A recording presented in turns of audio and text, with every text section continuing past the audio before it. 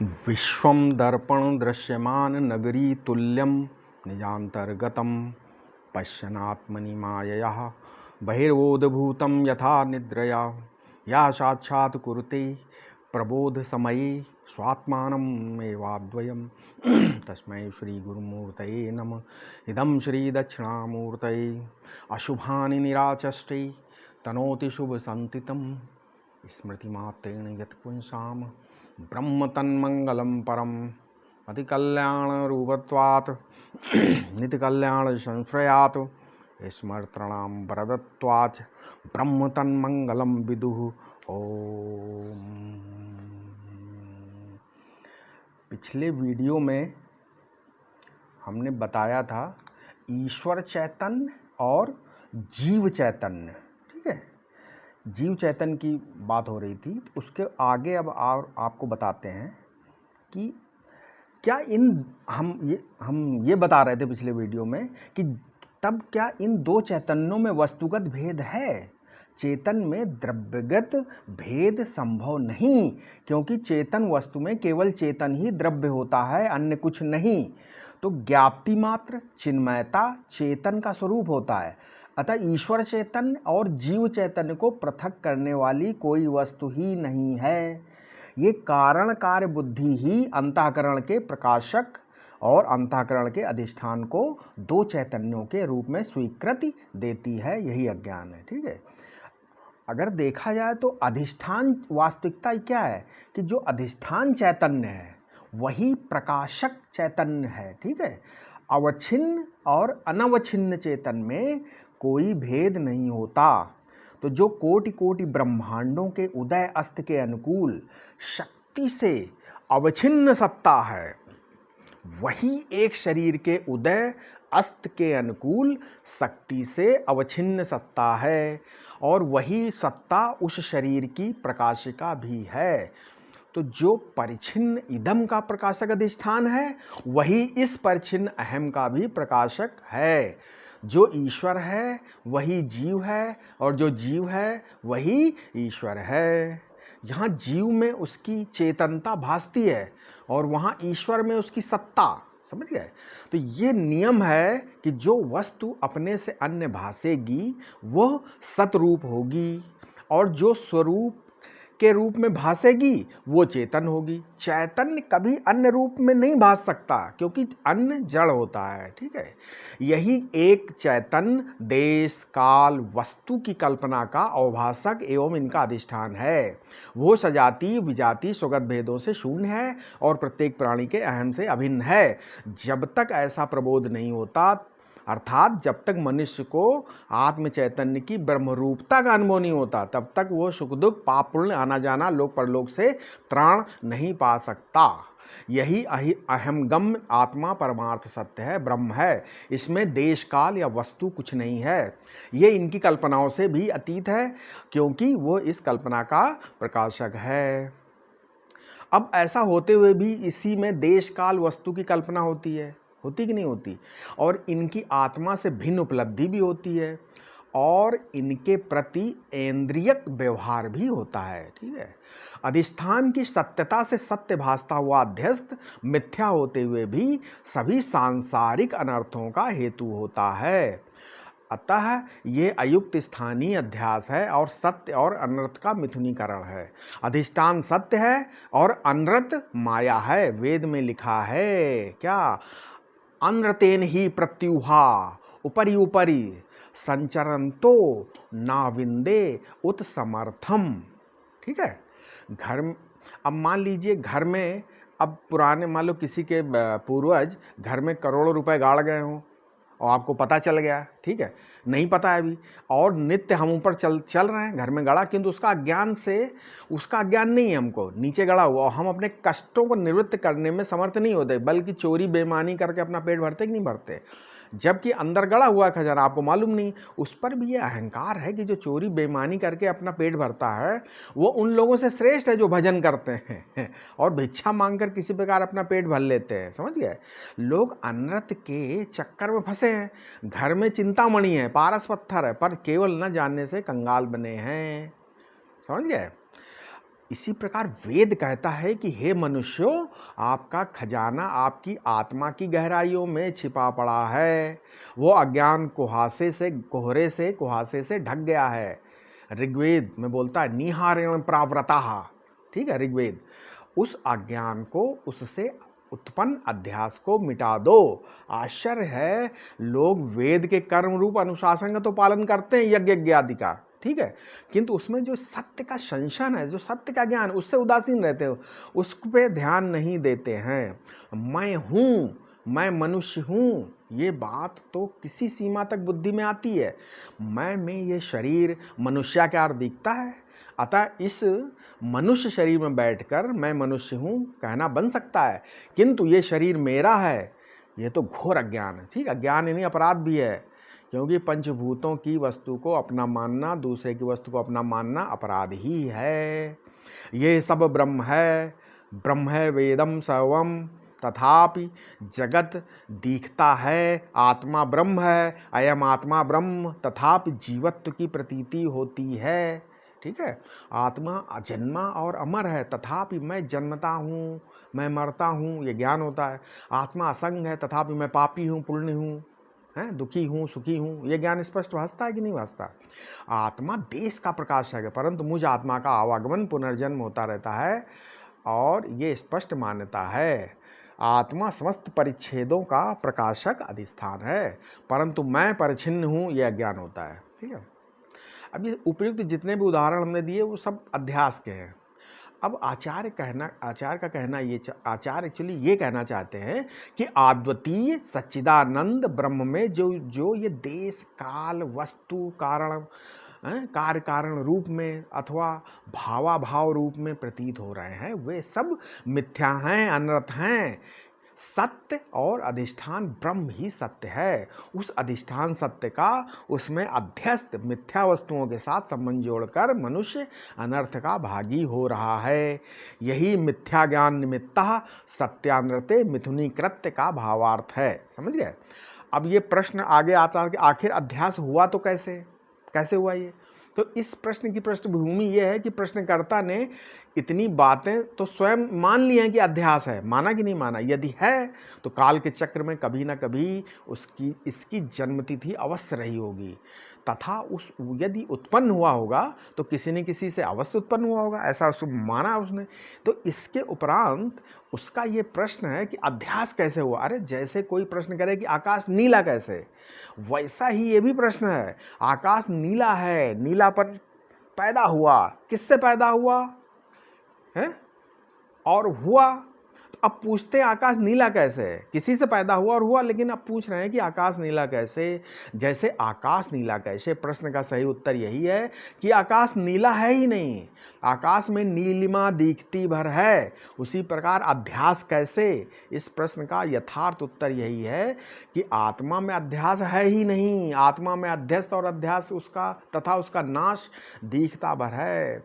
यह आवश्यक नहीं कि प्रतीति सत्य ही हो अथवा मिथ्या वस्तु ही विषय न हो, क्योंकि आकाश में नीलिमा प्रतीत होती है और मिथ्या भी है, तथा रज्जु में सर्प प्रतीत होता और मिथ्या भी है। यदि कहें कि आकाश से भिन्न नीलिमा सत्य है, रज्जु से भिन्न सर्प सत्य है, इसलिए दृष्टांत विषम है, तो इसका उत्तर यह है कि जो सर्वाधिष्ठान है उससे भिन्न सत्यता किस अध्यस्त में आरोपित अथवा प्रतीत होगी। इसलिए सभी अध्यासों में सत्य और मिथ्या का मेल है, और यहाँ निमित्त है केवल वस्तु के प्रकाशक और अधिष्ठान की एकता का ज्ञान ही कारण है। अब मिथ्या का कोई अन्य कारण नहीं होता सिवा ज्ञान के, इस पर एक दृष्टांत है। अब ये दृष्टांत क्या है इसमें, उसमें एक्चुअली ये पूज्य स्वामी अखंडानंद ने एक बार एक दृष्टांत दिया था। उन्होंने बताया था कि हमारे गांव में उस ज़माने में बारात आई, ठीक है, उनके गांव में।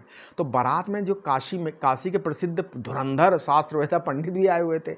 तो वो बोले उनके गांव में पंडित बेचारे जो लोग थे वो विद्या बुद्धि में छोटे थे, लेकिन बाराती पंडित जो थे वो बहुत बड़े शास्त्रवेत्ता थे। तो अब उनको पता था कि अगर मान लो अब उस ज़माने में क्या, जब बारात आती थी रुकती थी, तो इन लोगों ने सोचा अगर मान लो शास्त्रार्थ हो गया तो हम हार जाएंगे यहाँ के लोग, तो इसमें बेइज्जती होगी इनके गांव की। तो इनमें हम बोलते उसमें उनके भाई लगते थे, वो भी थे। तो उन्होंने आश्वासन दिया कि चिंता मत करो, आवश्यकता पड़ने पर हम स्वयं वे स्वयं शास्त्रार्थ करेंगे। आखिर शास्त्रार्थ ठन गया।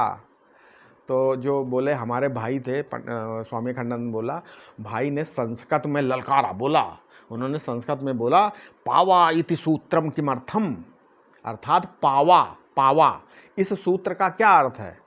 अब जो धुरंधर पंडित जो आए थे वो बगले झांकने लगे, क्योंकि आखिर पूछना पड़ा कि अब आखिरी में उनको ये पूछना पड़ा कि वो सूत्र किस ग्रंथ का है।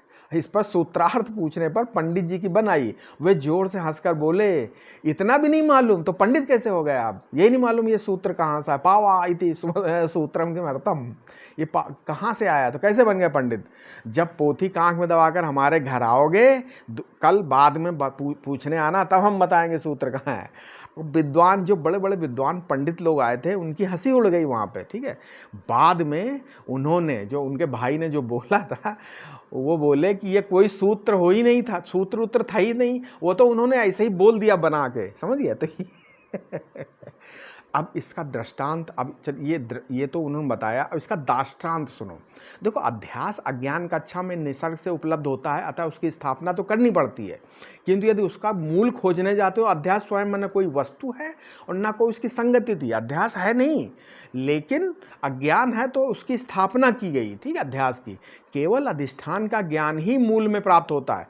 इसलिए यदि ये प्रश्न किया जाए कि को अयम अध्यासो नाम, तो उसका उत्तर यही है कि मिथ्या ज्ञान निमित्ता, अर्थात मिथ्या ज्ञान अज्ञान ही उसका आधार है, ठीक है। अब मिथ्या ज्ञान निमित्ता के अर्थ में विवरण प्रस्थान और भामती प्रस्थान, दो बताए थे हमने, दो प्रस्थान है अद्वैत सिद्धांत में, तो उसमें किंचित थोड़ा सा मतभेद अवश्य है, किंतु यह बुद्धि का प्रकर्ष मात्र है। अद्वैत सिद्धांत की रक्षा ही दोनों का प्रयोजन, ठीक है। दोनों में थोड़ा मतभेद है, लेकिन ये बुद्धि का प्रकर्ष है, इसमें ऐसा कुछ नहीं कि प्रक्रियाओं में, इसमें दोनों प्रस्थानों में कई प्रक्रियाओं में मतभेद है, किंतु निष्कर्ष दोनों का एक जैसा होता है। सिद्धांत एक ही, उदाहरणार्थ दोनों का निष्कर्ष ये है कि ब्रह्म जिज्ञासा अवश्य करनी चाहिए, ठीक है। दोनों प्रस्थान, विवरण प्रस्थान और भामती प्रस्थान का ये निष्कर्ष है कि ब्रह्म जिज्ञासा अवश्य करनी चाहिए, ठीक है। परंतु विवरणकार के मत इसलिए जिज्ञासा करनी चाहिए कि ब्रह्म है कर्म भोग देश काल वस्तु की परचिंता से रहित, और जीव है ब्रह्म के विरुद्ध कर्तृत्व भोक्तत्व सहित, ठीक है, परछिन्न है। इसके विपरीत भामती कारक बोलते हैं, उनका तर्क है कि ब्रह्म जिज्ञासा इसलिए करनी चाहिए कि आत्मा ब्रह्म है, समझ गए। ये श्रुति से स्पष्ट होने पर भी अविवेकवश आत्मा ब्रह्म ही अनुभूत होता है। अब मिथ्या ज्ञान निमित्ता को विवरणकार मतलब श्री सुरेश्वराचार्य यूँ समझाते हैं, वो बोलते हैं कि मिथ्या ज्ञान में वो निमित्तम यस्य सह मिथ्या ज्ञान निमित्ता, ठीक है। ये मिथ्या शब्द से अनिवर्चनीय वचनत्वात्, ठीक है। मिथ्या अज्ञान में वो मिथ्या, अर्थात जिसका निमित्त मिथ्या ज्ञान हो वो मिथ्या ज्ञान निमित्ता है, ठीक है। मिथ्या शब्द का अर्थ उन्होंने लगाया अनिवर्चनीय, वो अनिवर्चनीय अज्ञान भी मिथ्या ही है, ठीक है। अब आगे विवरणकार कहना है कि अध्यास का निमित्त अनिवर्चनीय अज्ञान है। कोई आदमी रस्सी को सांप क्यों समझता है अथवा एक वस्तु को दूसरी क्यों समझता है, इसका कारण यही तो है ना कि जो सच्ची वस्तु पहले से विद्यमान है उसे वो नहीं जानता। रस्सी को सांप जानने का कारण रस्सी का अज्ञान ही है। आकाश को नीला जानने के कारण आकाश के स्वरूप का अज्ञान है। इसी प्रकार हम अपने आप को मनुष्य नहीं जानते हैं और अपने को ब्रह्म नहीं जानते हैं, ठीक है। मनुष्य जानते हैं कि अपने अपने आप को ब्रह्म नहीं जानते, तो ब्रह्मत्व तो हमारा असली स्वरूप है। उसी के अज्ञान से हम अपने आप को अनगिनत मिथ्या रूपों में जानते हैं। अब विवरणकार आगे और बताते हैं, इनका मत है कि अज्ञान और अध्यास दो अलग अलग वस्तुएं हैं, ठीक है। अब वो बोलते हैं कि अज्ञान कारण है और अध्यास कार्य है। रस्सी को न जानना अज्ञान है और उसे सर्प माला भूछिद्र या दंड जानना अध्यास अथवा भ्रांति है। अज्ञान अधिष्ठान का होता है और होता है एक, जबकि अध्यास या भ्रांति किससे होती, उस अज्ञान से उत्पन्न होती जो अनेक रूपता हुआ है, ठीक है। अब अन्योस्मिन है ना, जैसे अध्यक्ष है तथा मिथ्या ज्ञान निमित्ता से भी यही बात समझाई गई है। अब ये अज्ञान और भ्रम का वैलक्षण है। वैलक्षण और भेद में क्या अंतर है? अब वैलक्षण और भेद में अंतर है। जैसे आकाश और नीलिमा में भेद नहीं, वैलक्षण है, वैलक्षण है, क्योंकि नीलिमा चक्षुग्राह होती पर आकाश चक्षुग्राह नहीं होता, तो दो पृथक पृथक सत्य वस्तुओं में भेद होता है। किंतु जब एक वस्तु अज्ञान से दूसरी प्रतीत होती है तब उसमें भेद नहीं, वैलक्षण होता है। समझ गए? रज्जु और सर्प में भेद है, पर रज्जु और उसमें प्रतिमान सर्प का वैलक्षण है। इसी प्रकार अज्ञान और भ्रम जो या अध्यास का वैलक्षण है, भेद नहीं है उसमें। अब यदि कहें कि आत्मा में अज्ञान तो हो ही नहीं सकता, तो फिर अध्यास कैसे? तो हम ये पूछते हैं, क्या आपको ये ठीक ठीक अनुभव होता है कि आप में अज्ञान नहीं है? हैं? बताइए सही सही, सही सही आप बताइए, क्या आप अपने को अज्ञानी अनुभव नहीं करते? यदि नहीं तो आप ब्रह्म हैं, फिर इसमें कोई संशय नहीं। और यदि अनुभव करते हैं तो आत्मा में अज्ञान स्पष्ट से ही सिद्ध है। समझ गए? मैं अज्ञ हूँ, ये सभी मनुष्य का अनुभव है। यूँ सुसुप्तु में आत्मा अज्ञान सहिष्णु है, ये भी सभी का अनुभव है। ठीक है। अब जैसे मान लो स्वप्न में आपने देखा कि पृथ्वी के एक कोने में खड़े हैं। अब वहाँ यदि आपसे कोई पूछे कि पृथ्वी के आगे पीछे ऊपर नीचे दाएं बाएं क्या, तो आपका ये उत्तर होगा कि मैं नहीं जानता भाई। अब वहाँ आपको अपने अज्ञान की स्वीकृति देनी पड़ेगी, किंतु जग जाओगे जब, तो स्वप्न के संबंध में वही प्रश्न आपसे किया जाए तो आप झट उत्तर देंगे, स्वप्न की पृथ्वी के उत्तर दक्षिण में है। ठीक है, स्वप्न की पृथ्वी के उत्तर दक्षिण में, ऊपर नीचे आगे पीछे सब मैं ही था, क्योंकि संपूर्ण स्वप्न प्रपंच मुझी में अध्यस्त था। अब ये जागृत अवस्था में अज्ञान की कोई हस्ती शेष नहीं रहती। इस प्रकार यदि आपसे जागृत की पृथ्वी के ऊपर नीचे दाएं बाएं बारे में प्रश्न किया जाए तो आपका यही उत्तर होगा कि मैं नहीं जानता। किंतु यदि आप औपनिषद ज्ञान से प्रबुद्ध हो जाएं, जग जाएं, तो आप भी औपनिषद ऋषि की भांति बोलेंगे। ठीक है, बोल जाएंगे नहीं, अहमेदम सर्वम आप भी बोलेंगे। तो अर्थात मैं ही नीचे हूँ, मैं ऊपर हूँ, मैं पीछे हूँ, मैं आगे हूँ, मैं दाएं हूँ, मैं बाएं, ये सब जो कुछ हूँ मैं ही हूँ। जो तत्व दृष्टि से विचार अगर करें तो ब्रह्म में अज्ञान की सिद्धि नहीं हो सकती, किंतु व्यवहार दृष्टि से अज्ञान स्पष्ट भास रहा है ना। और यदि अज्ञान को सत्य कहें तो ब्रह्म में अज्ञान होना चाहिए, जो संभव नहीं।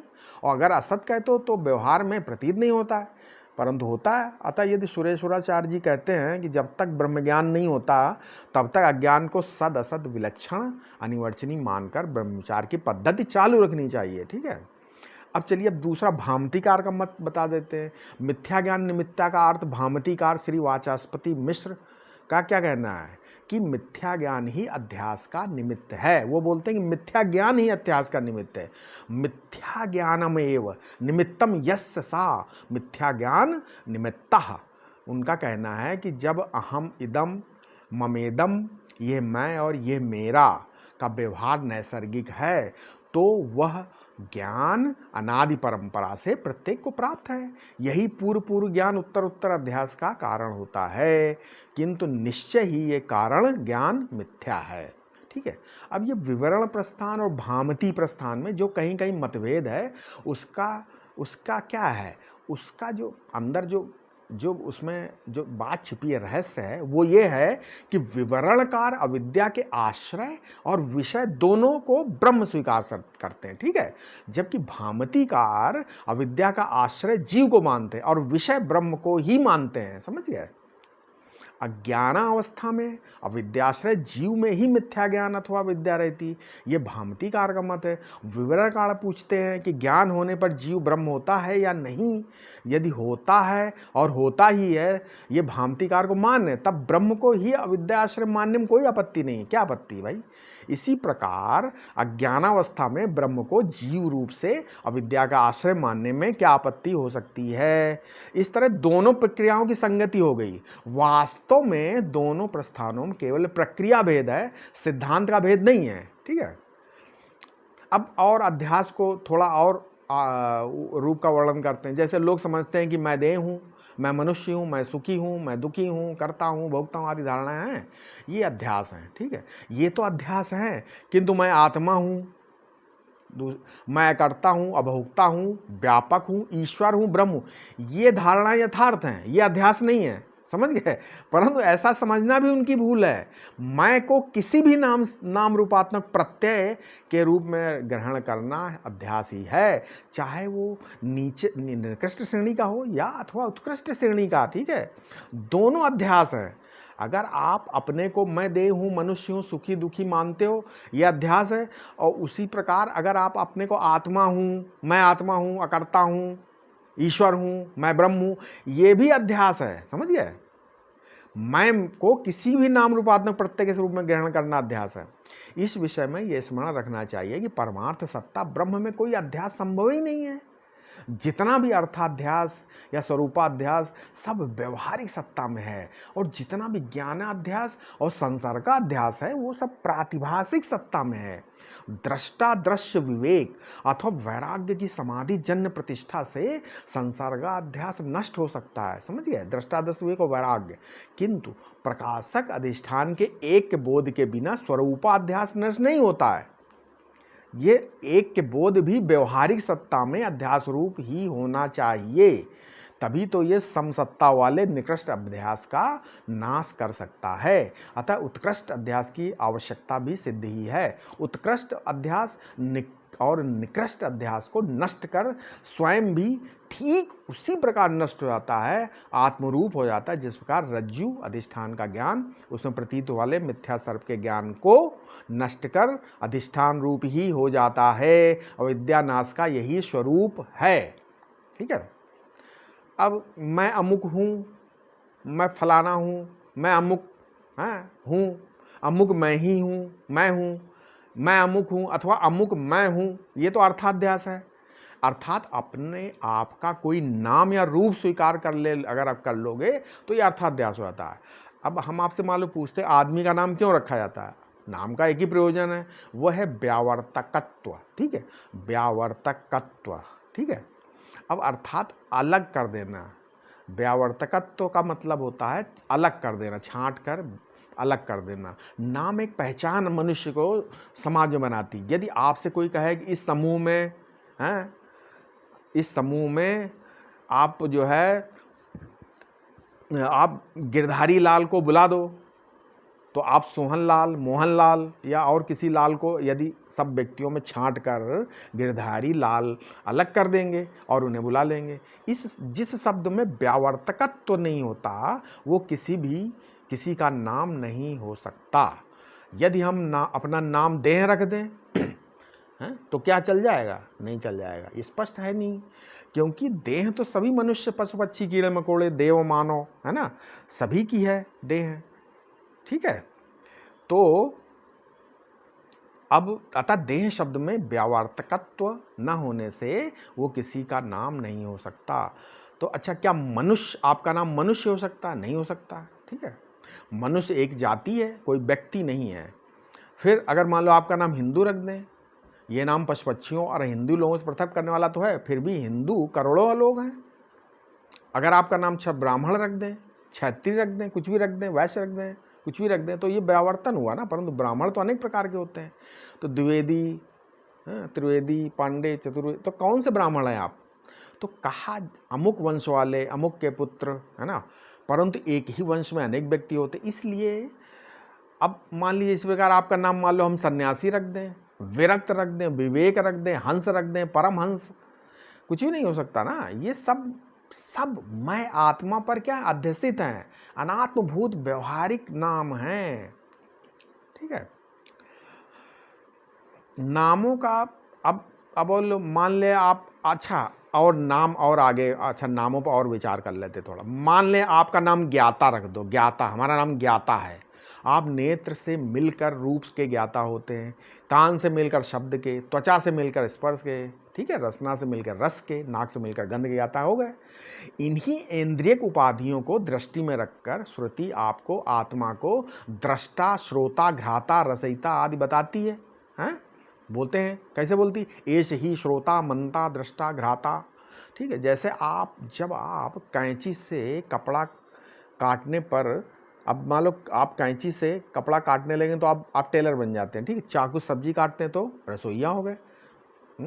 अब मान लो आप कोई कुछ लिखने लगे तो आप लेखक बन गए। परंतु वास्तव में आप न टेलर हैं, न कुक हैं, न राइटर हैं। इसी प्रकार आत्मा करणों की उपाधि से ही श्रोता, मनता, दृष्टा आदि बनता है। स्वरूप से ये सब कुछ भी नहीं है। ठीक है? अब गीता, अब जैसे मान लो जो ज्ञातापना है ना, अब ये आत्मा इंद्रिय सापेक्ष धर्म को अपने में आरोपित कर लेता है, तो इसी का नाम अध्यास हो जाता है। ज्ञातापना मिथ्या ज्ञान है, ज्ञाता इंद्रियों से मिलता है परंतु चैतन्य एक रस रहता है। ये इतरेतर प्रकाश निरपेक्ष है, अर्थात नेत्र तो सूर्य के प्रकाश में ही दिखते, किंतु ये आत्मदेव बिना यंत्र के स्वयं प्रकाश बने रहते, क्योंकि ये चेतन है। ठीक है, इसीलिए भगवान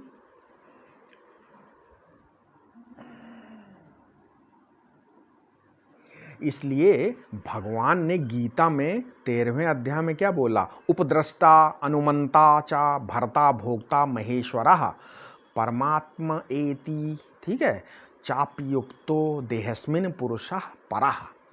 ठीक है, इस देह में ये आत्मा परम पुरुष है। ठीक है, उत्तम पुरुष है, पुरुषोत्तम है और परमात्मा ऐसा कहा जाता है। कौन आत्मा है? जो उपाधि से उपद्रष्टा है, अनुमंता है, भर्ता भोक्ता और महेश्वर है, वही है, वही, कोई अन्य नहीं है। ठीक है, अच्छा, अब अगर आपका नाम चेतन रख दें, जानने वाला, निश्चय चेतन शब्द जड़ से व्यावर्तन करता है, परंतु क्या आप जानने वाले हैं? तो जरा आप अपने स्वरूप पर ध्यान दीजिए। जो बदलती दुनिया में केवल जानना मात्र है, जानने वाला नहीं है। जानने वाला ज्ञानी होता है, ज्ञान नहीं होता है। जैसे धन से पृथक धनी होता है, वैसे ही ज्ञान से पृथक ज्ञानी होता है। तो जो ज्ञान से पृथक होता है वो ज्ञानी भी अज्ञानी भी। श्रुति का वचन है, ठीक है, बोले अविज्ञातम विजानाताम, विज्ञातम विजानाताम केनोपनिषद। ठीक है, नाहम मन्ने स्वेदित नो न वेदित वेदचा केन उपनिषद। ठीक है, आशय यही कि ब्रह्म ज्ञान अथवा अज्ञान का विषय या अभिमानी नहीं होता, वो केवल ज्ञान मात्र। चेतन न करता है और न भोक्ता, न मनता और न ज्ञाता। इंद्रियों की उपाधि और प्रकाश के विषय विषयी भाव का निरसन कर देने पर जो दृग मात्र चेतन है वही आपका स्वरूप है। जो दृश्य को मैं मेरा मानता है वही अज्ञानी है। दृश्य जैसे ये चश्मा अज्ञान रूप है, क्योंकि इसे ना अपना ज्ञान है और न मेरा। अपने प्रकाश का इस अज्ञान रूप चश्मे को जो मैं या मेरा कहे वही अज्ञानी है। ठीक है, अच्छा, आपका नाम नित्य हो जाए तो नित्य भी हो, नित्य रख दें तो, किंतु ये भी आपको काल से परे नहीं पहुंचाता है। काल स्वयं प्रवाह रूप से अनादि नित्य है, अतः नित्य नाम आपका काल से व्यावर्तन नहीं करता और आपको ब्रह्म नहीं लिखाता। इसी प्रकार आपका व्यापक अथवा कारण नाम भी उपयुक्त नहीं है। देश भी व्यापक है, कारण भी अनेक है। दूसरे कारण का प्रकाशक तो चैतन्य होता है, किंतु चैतन्य में कारणता नहीं है। अतः आप देश काल वस्तु के प्रकाशक अधिष्ठान हैं, किंतु स्वयं में न देश है, न काल, न कोई वस्तु। इनके परिवर्तन में कार्य कारण भाव में सर्वत्र सर्वदा आप विराजमान, अतः आपके ये सब नाम अध्यसित ही हैं। अब आपका नाम जीव भी नहीं है और ईश्वर भी नहीं है। आपका नाम परिच्छिन्न देश काल वस्तु को मैं मानने वाला चेतन जीव कहलाता है, तथा संपूर्ण देश काल वस्तु की समष्टि को मैं रूप से प्रकट करने वाला चैतन्य ईश्वर कहलाता है। उपाधि को मैं मेरा मानने चेतन को उपासक जीव कहते हैं। अब कश्मीरी शैव ईश्वर कहते हैं तथा सांख्य पुरुष कहता है। वेदांती लोग उसी चेतन को ब्रह्म कहते हैं। तो जो संपूर्ण उपाधियों का अधिष्ठान एवं प्रकाशक है, अंत में आपका नाम ब्रह्म हो सकता है क्या? इस पर विचार करें। ब्रह्म वो सर्वाधिष्ठान सर्वप्रकाशक स्वयं प्रकाशक चैतन्य है, जिसमें अन्य की गुंजाइश ही नहीं है। तब यदि व्यावर्तन अपेक्षित हो तो वो सहज ही परिपूर्ण है, और यदि आवश्यक ना हो तो स्वरूप में तो वो स्वयं व्यावर्तन का भी निर्धिष्ठान है। ब्रह्म वो चैतन्य घन ठसाठस ठोस चैतन्य है, इसमें सुई की नोक के बराबर भी अवकाश नहीं है। हमारे गुरुजी बोला करते थे, ठसाठस भरा हुआ चैतन्य है। अवकाश जिसमें कल्पित है और जिसके द्वारा प्रकाशित है और जिसमें न क्षण है न कण है, प्रत्युत क्षण और कण की कल्पना का जो प्रकाशक अधिष्ठान है। अतः आपका ये नाम ब्रह्म नाम आपके परिचित की भ्रांति के निवारण के लिए रखा गया है। इस ब्रह्म नाम की वही व्यवहारिक सत्ता है जो आपके अल्पत्व या परिच्छनत्व की है, समझिए। अतः इसका काम केवल भ्रम निवारण के लिए, भ्रम निवारण है। आप में किसी लंबी चौड़ी अनादि अनंत अन्य सत्ता का अध्यारोप नहीं किया गया। अतः मैं ब्रह्म हूँ ये धारणा, मैं अमुक इस धारणा के सदृश होते हुए भी साधन अध्यास है ये भी, क्योंकि ब्रह्म कोई मैं से भिन्न सत्ता वाला न होने से मैं ब्रह्म हूं, इस साधन अध्यास की निवृत्ति मैं में ही मैं रूप में ही होती है। ठीक है, अविद्या निवृत्ति के पश्चात आपके ब्रह्म नाम का कोई प्रयोजन नहीं रहता, अतः आप इस ब्रह्म नाम का भी संन्यास कर सकते हैं, क्योंकि जो मैं निषेधावधि के रूप में शेष रहता है वो परमार्थ सत्ता में नाम रूप का व्यवहार नहीं होता है, वहां ना सहयोग है ना विरोध, जड़ता और द्वैत नष्ट हो गया, बाधित हो गया। अब मिथ्या सर पर लाठी मारने की कोई आवश्यकता नहीं है। सभी नाम उपाधि हैं और उपाधि अनर्थ होती है। उपाधि जिसमें दिखती है वो चेतन सत्य है, प्रकाशकता मात्र सत्य है, प्रकाश्यता सत्य नहीं है। उपाधि जिस अधिष्ठान में दिखती है उसी की वो अन्यथा प्रतीत करा, अज्ञान से अथवा मिथ्या ज्ञान से। परंतु इस अन्यथा प्रतीत अध्यास में है सत्य और अनर्थ का मेल। मिथ्या ज्ञान निमित्ता सत्यानर्थे मिथुनी कृत्य का यही आशय है। ठीक है, अब इसके आगे अभी अध्यास और बाकी है, इसके आगे हम आगे वीडियो में बताएंगे। ओम शांति।